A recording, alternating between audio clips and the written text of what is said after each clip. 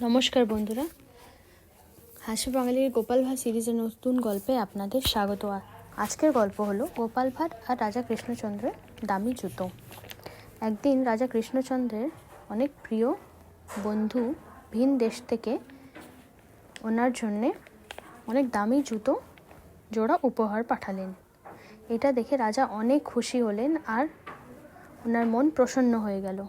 উনি চাইছিলেন যে এটা সবাইকে দেখাবেন আর প্রশংসা পাবেন যে উনি কত দামি জুতো পরেছেন। উনি তখন গোপালকে ডেকে পাঠালেন। গোপালকে বললেন কি, দেখো গোপাল, এই জুতোগুলো কত দামি। তুমি একটা কাজ করো, আমি চাই তুমি এই জুতোর তারিফে একটা ভালো কবিতা লিখো, যাতে দেশ বিদেশে আমার অনেক অনেক চর্চা হয় আর মানুষজনরা জানে যে আমি কত দামি জুতো পরি। গোপাল হাসলো আর জিজ্ঞেস করলো, নিশ্চয়ই মহারাজ, কিন্তু আগে বলুন কবিতাটা আপনার জুতোর প্রশংসাতে লিখব নাকি আপনার পরার ধরনের যে প্রশংসা আছে ওটার উপরে, মানে আপনার পায়ের উপরে। মহারাজ হেসে বললেন, পায়ের উপরে কেন লিখবে গোপাল, জুতোটা তো দামি না, তো তাই জন্যে তুমি জুতোর উপরেই কবিতা লিখো।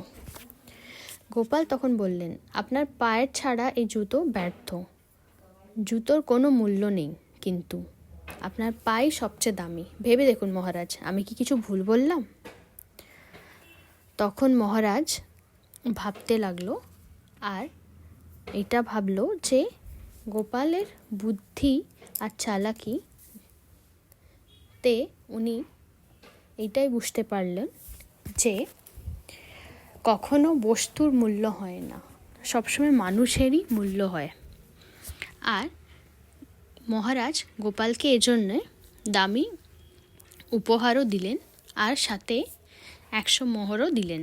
আশা করছি আপনাদের আমাদের এই গল্পটা ভালো লাগলো। যদি আপনাদের আমার গল্প ভালো লাগছে তো প্লিজ আমার চ্যানেলটাকে লাইক, সাবস্ক্রাইব আর শেয়ার করবেন। ধন্যবাদ।